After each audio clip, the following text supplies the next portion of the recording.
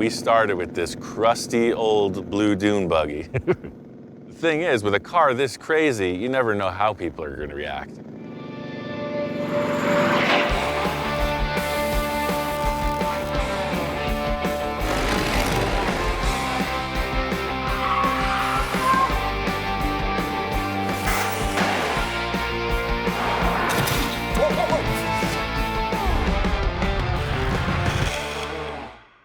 Right? Look, he's getting excited. We are on the right track here. Looks like I got another wild adventure on my hands. We just have to one-up everything we've done so far. It all started when my friend Johnny and I came up with this idea for this wild 70s style show car. Oh, wow, dude, how cool is that? If you see something you want, you know instantly, and that was instantly. When Tom came in, the whole game got stepped up, and I got to work on the fabrication. Right there's your custom exhaust setup. Then Johnny and I went on the hunt for some paint inspiration. I mean, just a two-tone, you know, blue and white, Yeah, see, turquoise and white. that works. Yeah. After some back and forth, we settled on a classic look, but not without our own special touch. You know, remember the old mud flaps? You know, the back off. 100%. These damn vomits, back off. We got a bunch of ideas floating around, but now it's time to make it happen.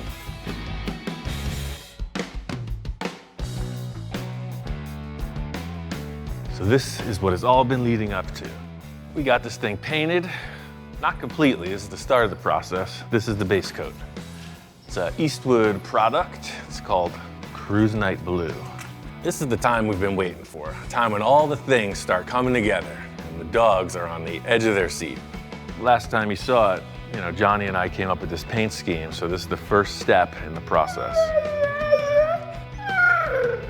You'll have to hold all questions until after. No dog bowls were used. Pretty cool? Johnny and I decided no crazy freak out paint job. It's gonna be two-tone, blue and white. You know, blue fenders with a white hood and roof. Now I need to figure out where those parting lines are. There was one point of concern between Johnny's drawing and this car, and by putting the base coat on, you could see the line. It makes it clear as day. Really digging this blue base coat. What it does is makes every body line just pop. Look at this line. Look at this brilliant reflection of the highlights. You know, that didn't exist with the primer. So we were unsure as to what was gonna happen with this tape coming through this area. It may seem like Johnny and I have already covered this, but the thing is, this body is representing its own shapes independent from the artwork, so I have to follow the line of the actual car. Gotta look right with the car, and this is the moment to make it happen.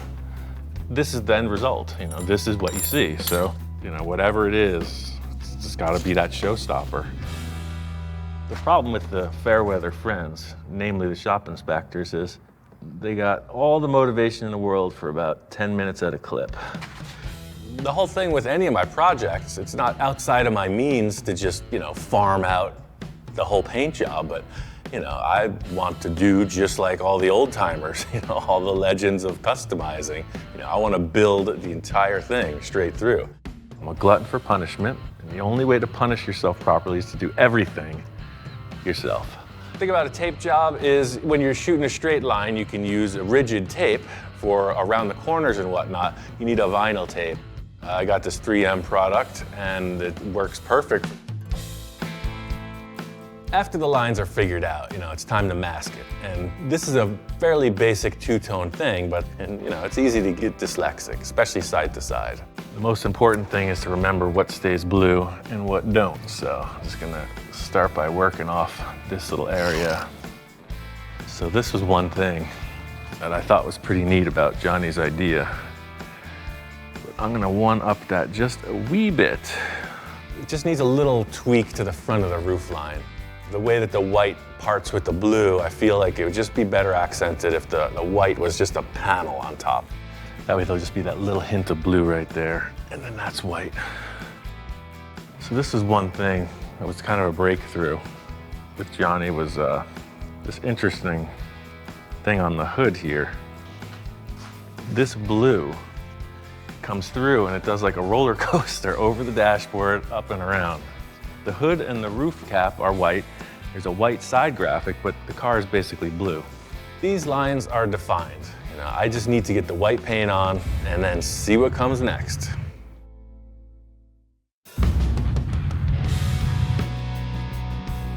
I got the white laid out. I put some silver flake on top of that, and it's got 3 coats of clear. What do you think? Pretty sparkly, huh? The whole concept with this is like fantasy show car, right? So I just want to spike it up 1 notch, I want the whole thing to shimmer. Even though the white looks great on its own, the metal flake really does its job. Well, I'm real happy with the way the silver and the white came together. I was a little concerned that the car would go silver, but it's totally white for sure. Let's take off this tape and see what it looks like. The dogs are pretty nervous because they understand the importance of a clean break once you pull the tape line. And, I'm not known for being so meticulous. So let's pull this tape off and see how it looks. It's like scratching an itch. There is a tremendous satisfaction in seeing these tape lines peel back. Everything looks tight. The contrast is right where I want it. The deadline I'm trying to make is 3 weeks from yesterday. There's a great show coming up, and I think it'll be a perfect place to take this for its first time out. Barring any major issue, we should be able to make that deadline. But again, it's always a coin flip. A major issue could arise at any moment. Oh yeah, that's pretty rad. That two-tone worked out good. It really adds something to this C-cab shape right here. I think this is my favorite part of it. The way that the white just comes forward, so you have these 2 stabbing lines. The panels needed to have a little more action than the body was affording, and by just freestyling some tape, it really adds to the line of the car. The lines are lining up. This is rad for sure, but something about the front view is just super white. Saying of, every action has an equal and opposite reaction stands true even in this case. As spectacular as the white has come out, what it's done is totally dulled down the blue. As awesome as it looked with a blue base coat, now the white is just popping and the blue almost looks like primer again. Needs a lot more action for sure. The blue just looks like a matte finish now. Front on view, it's just lacking a little something. See how the sunroof will break up the big white panel in the roof? I almost feel like the hood, those 2 awesome shapes, the 2 bulges in the hood almost disappear. It's like the sunroof in the top. The windshield is gonna break up this massive panel of white on the hood. Yeah, see, all of a sudden it's a different view. I don't want to overdo the paint by any means. I just want it to match. So right now the blue and the white are not cooperating. It really just looks muted now by this brilliant two-tone. It's looking like 2 different cars right now. The windshield definitely helps out this white panel in the front, but not 100% convinced. It looks like I'm gonna have to come up with a few other solutions for this issue. I got an idea for the blue. I'm gonna try a little more paint work and see what it looks like tomorrow.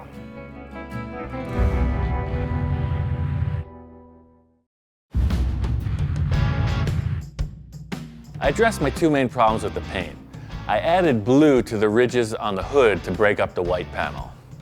I really bumped up the value of the blue with 2 tones of metal flake and then a gang of clear coat on top of everything. So now it's really starting to shine.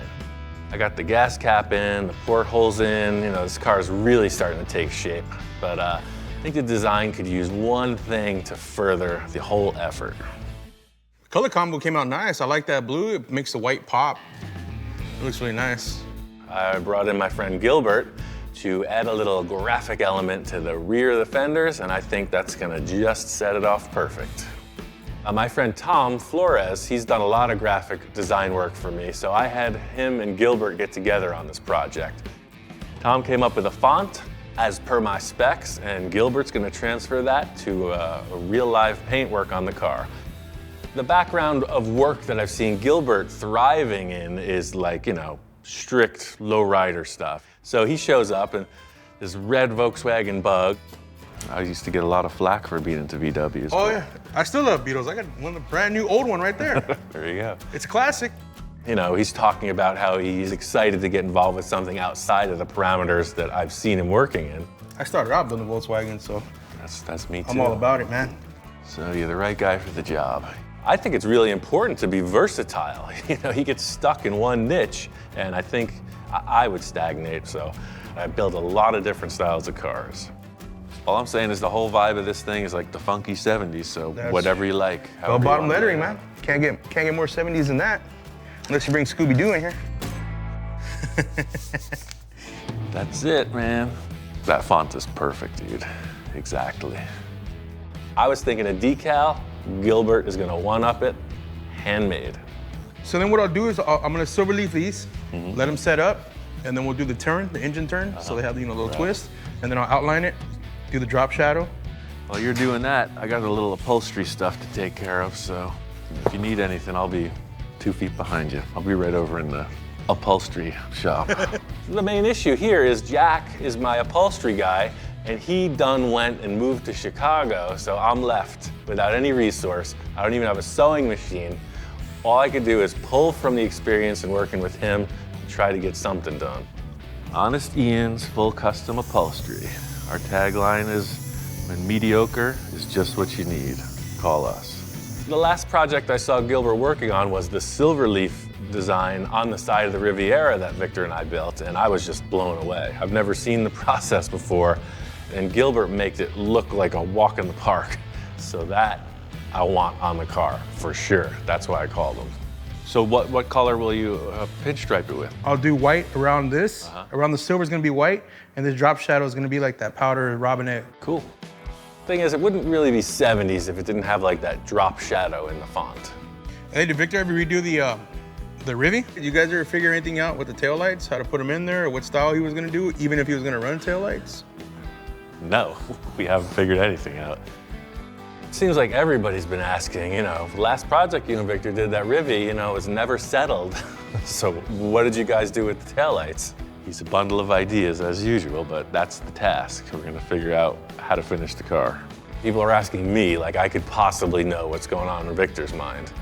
That's basically what the inside detail is. It'll have this little miniature hatch. That's nice.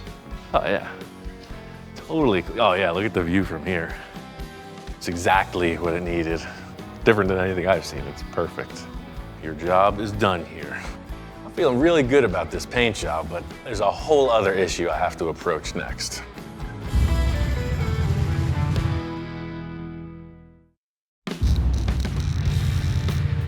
Just like with the paint work, you know, I modified a couple things, and I'm seeing this huge issue with the fabrication aspect of this. The fact is, you can't get in the car. You know, how is a person gonna get into this thing? You know, there's gonna be a window here. It's just, looks great, it's a nice toy, but you gotta be able to get in. This is a pretty big deal, but now is the time to address it. There's only a couple options. You know, I do not want to cut this body or hinge the roof or anything. It's got to remain intact as one piece. The car's got no doors, but it's got to open somehow. So if you got to make something open, you start with a hinge. So I made one giant hinge. The chassis, everything it takes to drive the car, seats, steering, everything is on the floor, and the body just picks up off of it. People hop in and the body shuts. This is kind of hairy for me because this is basically a live performance in front of the world. But the benefit of it is, if this works, the whole car is going to be open like a clamshell. This is vintage fiberglass. We just did a ton of work to it. The last thing I need is for the body to flex and crack. You know, it's completely painted. I've got hundreds of hours into this finished paint job, and now I'm stressing the whole structure in a way it was never designed to. As strong as this fiberglass body is, where I'm grabbing it with the hinge doesn't have a lot of structure.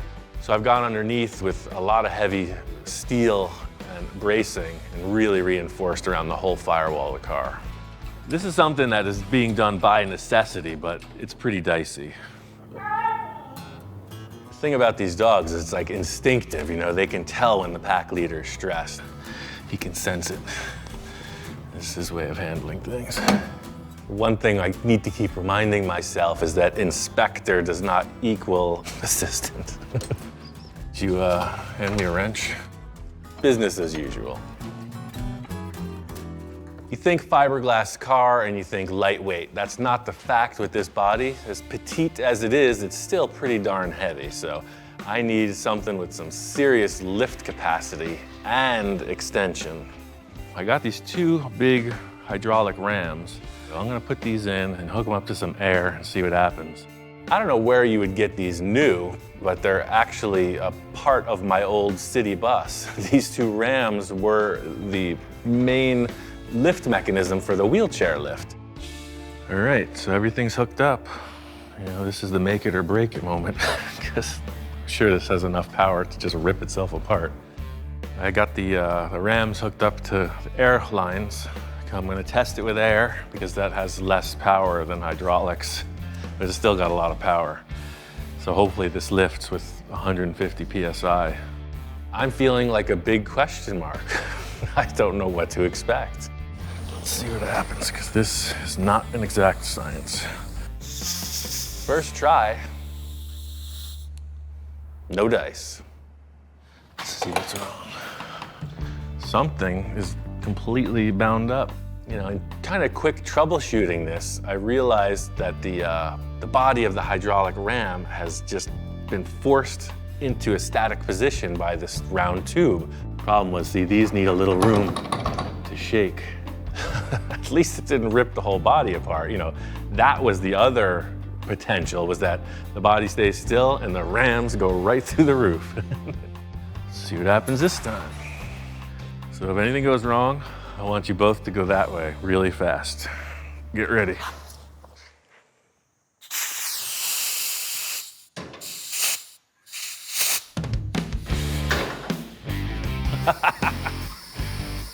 Yes. Hey, it's the simple things that thrill me. That is totally cool. Just like you want to see, this thing pops open, like perfect.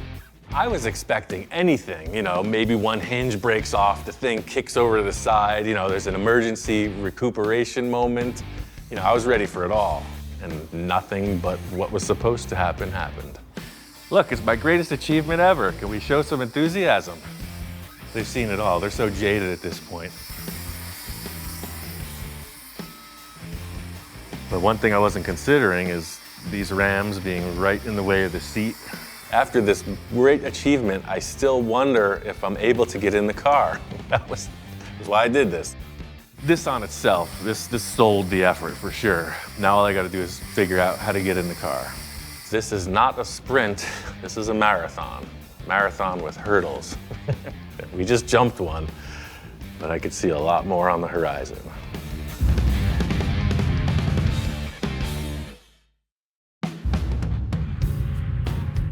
There's one thing in my entire career I have always wanted was a hot rod Volkswagen engine. And now it's in the house. Today is D-Day. We're gonna fire this sucker up. Tom says it runs great. The famous last words are always, it ran great when we parked it. So I just asked Tom, what's your emergency contact phone number? What I don't want is a backfire. The only thing I could say about this, as with firing up any engine, gotta have oil pressure, your spark timing has to be on point, and then you gotta make sure you have good fuel delivery and a fully charged battery. And this engine should pop right off. It should. The primary difference here is comparing, say, a garden lawnmower engine to a top fuel dragster. Same concept, wildly different parameters. I just love the look of this engine. Definitely got the cartoon feel. Done all my systems check. I got the oil pressure up, all the electrical parts are making contact, the switch is working, the fuel pump has power to it. So hopefully this doesn't go the way of that Harley. Whoa, whoa, whoa. Or that Model A hot rod.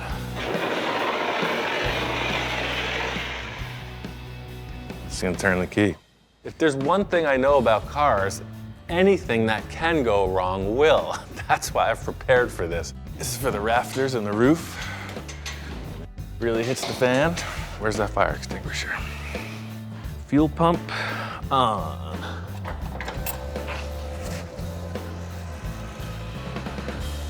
Yep, that's what I was talking about. And sure enough, like Montezuma's Revenge, one turn of the key and there's just gushing. I mean, not a leak, a gushing flow of raw fuel. Seems like a pretty big leak because it is. Hence the high flow fuel pump. That's what it's supposed to do. It's a high performance engine, it needs a lot of fuel. I know these cars and they hate us. The last thing they want to do is run. But the thing is, I am in no way a master engine builder, but I am a troubleshooter. In a perfect world, I will just tap on that with a small hammer and the problem will be fixed. Anybody that knows carburetors knows there's a little float bowl in there, and that's most likely the cause. Tap on the carb a few times, and I'm hoping this simple fix addresses the problem. Otherwise, we gotta take this carb apart. Now, with the key turned on, there's no fuel gushing out of the engine. It's time to fire it up.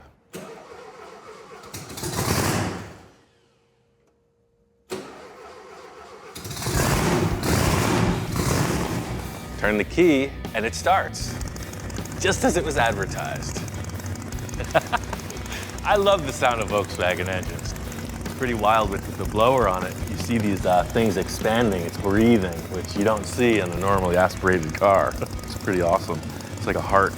There's no backfiring, there's no nothing but a strong running, clean sounding engine. So this was a major what if, one thing for sure is that it runs, and that is, quite frankly, that's a blessing. That was the wild card in the whole operation.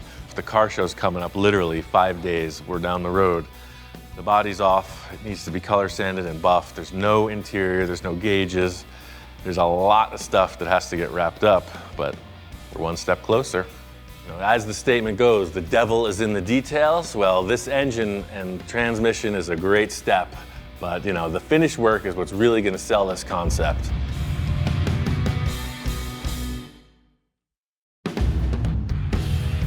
A little while ago, Victor and I went on this crazy Riviera adventure. We built this custom lowrider.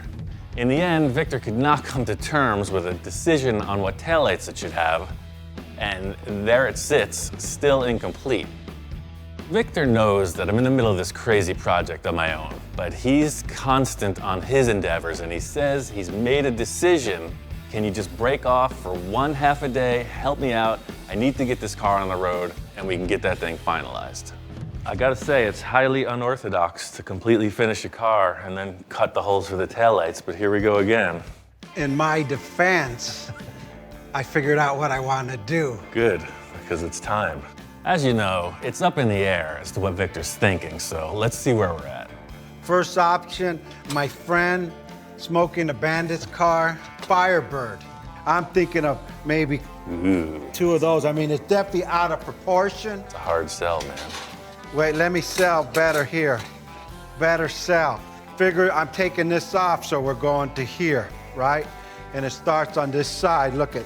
This is the wild card situation I was bracing for. Anything that is heavily modified can work. That's just option one. We'll look at this and then we'll go to option 2, option 3, 4, and if I have to go to option 5, I will. Making a decision means different things to different people. The decision he's made is that we're gonna make some decisions all day long. It's good to know you made your mind up. You're down to 5 maybes. The upside of this is, plenty of options mean we're not gonna get pigeonholed into just use this now, let's just get out of this. I could see where you're going with this. This is a good base, but maybe we got something better. Option number 2, I'm seeing these two like this. Option 2 is a very different choice from the Firebird lens. Victor's envisioning them to be doubled up, to be Frenched in, like a flush mount. I think it's just too busy. I think, in the end, you're gonna have 8 taillights. Yeah. I think it only needs 2 taillights.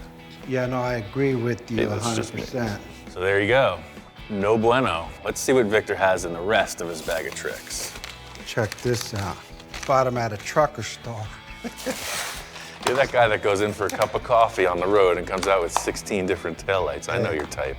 I'm constantly running these cartoon scenarios in my head, so I see Victor pulling into the gas station, explaining to his wife, "I'll just be a minute, honey, I gotta use the restroom." Victor's going through the taillights frantically, watching the clock. He's gotta get back, but he still needs those lights. How many taillights does this car need? I wasn't sure what I wanted, and I wasn't sure how many I needed. Yeah, once you take this wrapper off, they're pretty snazzy. This is an option because it kind of goes in line with what we're doing. It would work. That's kind of interesting.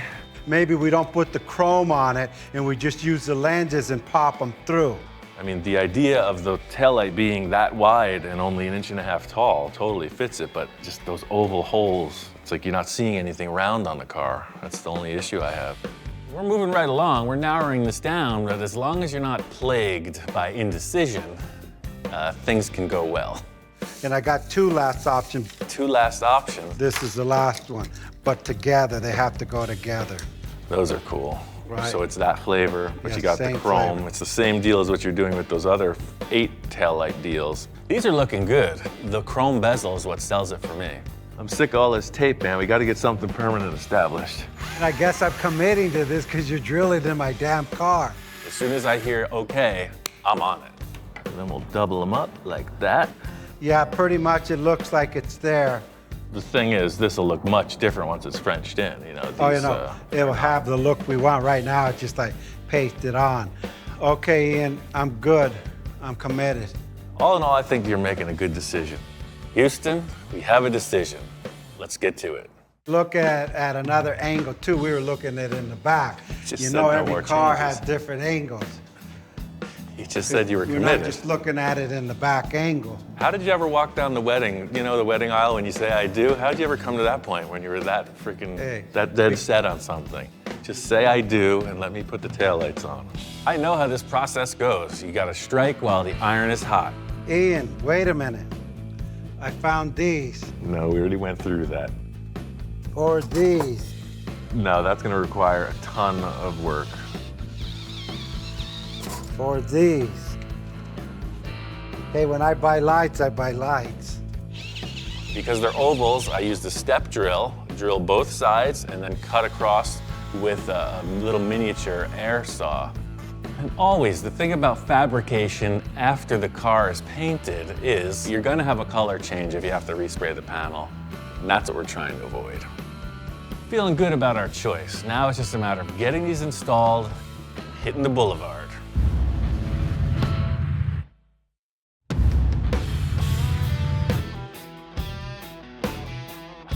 Finally got this Rivy on the road. Taillights are in, everything is attended to, it's looking good. Thing is, I've never seen this car really drive. It was delivered to the car show, it showed, and it went in Victor's garage, so seeing it out in its natural environment is pretty darn cool. All right, man, finally, we have a decision. It's looking good, it's driving good, it's got taillights, come on. That's a wrap, baby. Look at that thing, huh? Finally. My old lowrider days, I'm actually at the park that we used to hang out at. I know. My name is carved in that tree over there. Victor's totally excited because that's what he does. He drives his cars, all 50,000 of them. So 50,001, it's on the road, he's rolling. I got the car I always wanted with the tail lights. You finally figured out. It's about time. I Took a couldn't while. believe it. Awesome. Yeah, they totally fit the car too. I'm right in line with Victor's love of low and slow. That's cool. I'm not a race car guy. I love the rear bumper dragging. It's my kind of ride. The facts are, in California, if you want to drive your car on the street, you gotta have taillights. There they are. They're subtle, understated, legal. I love a car that it looks like it's impossible to get the rear tires off, and he accomplished that. Chalk this one off as finished, right? It's no more complete. changes. Simple, subtle. Look at that car. It's beautiful. Nice to have another project completed, but I got my work cut out for me back in the shop. And time's a-wasting. The next thing I need to get together is this rear hatch. When Johnny and I mocked this thing up, we've changed just about everything. The rear hatch is gonna have to undergo the same process. This jumble of parts is actually the rear hatch from the camper shell. I've cut it apart and narrowed it because it's going to go right back in, just smaller. The ultimate trickery in this is making it look like it belongs there. So this jumble of parts will become a functioning rear hatch. First step of the process is to just cut the parts down. I always leave them a little bit big and then trim to fit. If you had to create this from scratch, it would be pretty challenging. The aluminum extrusions, the hinge, So by modifying this already production part, but to the point where nobody recognized where it came from, that's the trick. This is worth it in the end, and the same reason you would put trim around a door frame. It just finishes it off. Instead of a hole in the car, you got this cool factory-looking access point. Yeah, that looks pretty cool. I like that. The main thing that I'm doing all of this fitment for is that the original camper shell had a glass back window. I'm going to use acrylic back window, but there's another feature in there that, the aluminum frame is really going to set off the look. Johnny Jalape's got a thing for these yellow windows, so I got this full sheet of acrylic. The one issue with it is it's so fragile, I need to keep the white wrapper on. The yellow window is a pretty daring choice, but Johnny's sketch showed that, and I thought it was so cool, just to bring this third color element into the car. This goes in just like the wood, and I'm gonna have to do some riveting, some gluing, etc. But for all intents and purposes, this is the design. So basically this design stays through to the end. I gotta do some other behind the scenes work. I'm gonna make it all fasten from the inside as much as possible, and the plexi will be glued in place. Yellow acrylic is really cool. So cool, in fact, I'm gonna continue the theme right to the front. It's gonna be in the porthole, it's gonna be in the sunroof, and it's gonna be in the windshield. It's gonna glow. The blue, the white, and the yellow are just, they work perfect together. Got 4 days to accomplish the impossible, and I still have a bunch of ideas I haven't even tried out yet, so what could possibly go wrong? There's a lot of hours in the day. We're gonna make it. The key ingredient in any build is pre-fitment of all the things before you paint it, but the car's painted, it hasn't really been fit up mounted on the chassis. I gotta put the gauges in, the windows, etc., and it's all just kind of like a one-shot deal. I have a strict punch list to get this thing assembled and driving, because that's what it's about.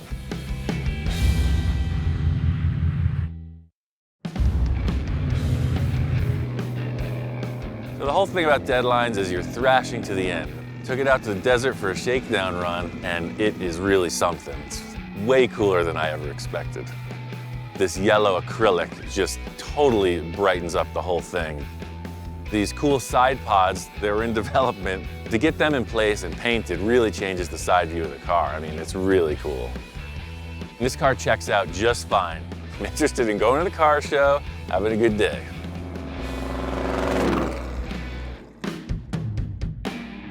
Gene Winfield has this car show every year. It's the Winfield Watson Gathering, and it's not a judged car show or any kind of ego thing. It's basically just a house party with cool cars. So we had to get there. This year, Gene couldn't make it to his own car show. He's got a medical issue. He's out of the country, so I just wanted to be sure I was here to represent, show him we're coming to his place no matter what. We're in it for the long run. Tom came back down from Washington State, and he's checking out the car for the first time in paint, and he's totally jazzed. He's a pretty animated fella, and he seems to be thrilled with this thing. It looks way more crazy than I ever imagined it would be. When I first saw it, just the yellow against the blue and the flake in the paint with the sun on it just really stood out and grabbed your attention right away. And that gap in the windshield just looks cool. I'm going to start it. Tom hasn't heard this engine in a while, and now with this new exhaust, it sounds better than it ever has. He's really charged up about it. Dude, the thing sounds incredible. It'll be fun to drive. We'll take it out for a test drive later on and see what it does. This is good. I mean, the thing is, with a car this crazy, you never know how people are going to react. Tom is really stoked on it. And as it turns out, this buggy is going home with him. Did a little horse trading, and it's all good. We had about 6 or 7 hours of intense negotiations with the shop inspectors, and we were able to come to an agreement that may or may not have included a couple cases of dog treats. Coming out to the Winfield show, I haven't been to this show before, And it's just cool seeing all the 50s customs, and it's just like you're stepping back in time. The thing about this car at this show is it's kind of the odd car out. You see the lineup, you know, it's got the Merc, it's got the Packard, it's got the Jade Idol, it's got this other amazing wagon, you know, 50s customs, and then this weird cartoon dune buggy right in the middle. You know, Gene is known for doing really out-of-the-box stuff, you know, risky, taking chances, so that's why this car fits in here. It's funny, because some older dudes that I've met have walked right up to me and are like, I knew this was your car. It's like, what are you talking about? For some reason, people understand that this freaky style was coming from this guy. In typical Cacho style, Victor and his entourage are on the scene. Oh, did you see the Sterling dashboard? This is all the Sterling. Oh, shit. Everything gets repurposed around here. You don't know that I go into your shop at night and I just start taking stuff off the shelf. Only Ian will pull something like that off. It's like everything Ian does, I mean, you gotta see this car. And I'm not a Volkswagen guy. That thing is bad to the bone. 2.5 now, 275. I got 2.5 right there. Victor's a player. He's always in the mix. They got this charity auctions going on. This is a really, really incredible piece. And this is a carving of the reactor out of a solid piece of wood. And you know Victor's not going home empty-handed. 6 now, 6 1/4. I'll go 6 1/4 too, right? I got 6 1/4 now, 6.5. That's 6 1/4 now, 6.5. This car is running, it's driving. Tom's got the keys, and I got one more surprise. Oh, dude, we're totally taking this thing out.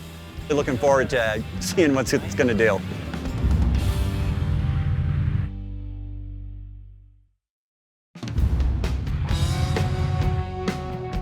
One thing that needs finalization, but I really needed to show to Tom, was how this whole body lifts up.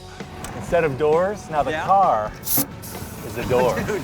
So that's the thing, dude. You show up at the car show, nobody's got this. This is crazy. He wasn't expecting that. You know, if you see a picture with it up in the air, it's one thing, but to see it on the ground, and then by the time it's up, you know, the rear fin is like 8 feet in the air. It's a really crazy show car. Oh, that is sick. That's ridiculous. That was just, wasn't expecting that. And made it easy, accessible to get into, which was nice, especially at my age. Not flexible anymore. Picturing myself driving into a show with that body, just pop it up, drive into the show, people are just gonna freak. Tom's like, I gotta get in there. I gotta drive this thing right now. All right, man. Now I want you to know 2 things. 2 things. This is a really mean machine. This is not your father's Volkswagen. Basically, my instructions were go straight, go fast. If something's in my way, turn. This is his first time sitting in the car, and he's excited. It's a very tangible experience. You're in this little shell with this roaring engine behind you, and it feels like a race car. It's pretty crazy to drive. I thought it would be difficult to drive, not being able to see through the windshield or something, but you can see right through the plexiglass, no problem. So we're on this big, long stretch of road, and Tom just keeps going. I thought he was just gonna, like, you know, do a couple turns. Okay, great. So he's gone. And the car totally blows me away. Yeah, and seeing Ian work on stuff, the guy's just a machine. He gets a image something in his head, and he just works almost 24/7 until that thing's completed and done the way he realizes it should be. You know, when he finally pulls back in, you know, he's all smiles. Cool, man. What do you think? Oh, dude, it's perfect. Yeah. I'm gonna scare the crap out of myself in this, which is awesome. Yeah. It's no fun if you're not.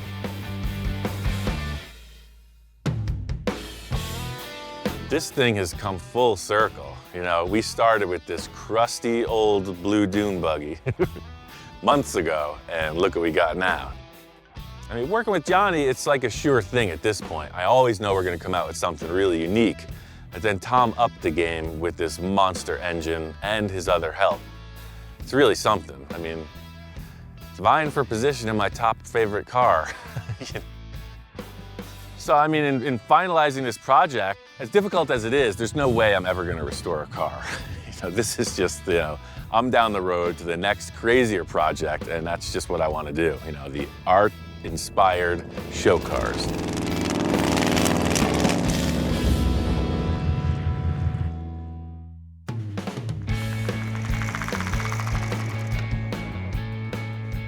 One thing we didn't accomplish in time for the show was the interior, the upholstery, you know, and Honest Ian's custom upholstery only goes so far. I wanted to take it to the next level. You gotta call in the pros. My mediocre upholstery was only mediocre. So we're always striving for the best. Finally pulled Jack out from the frozen Midwest. I got him a sewing machine, put him in a motel. It's like slave camp.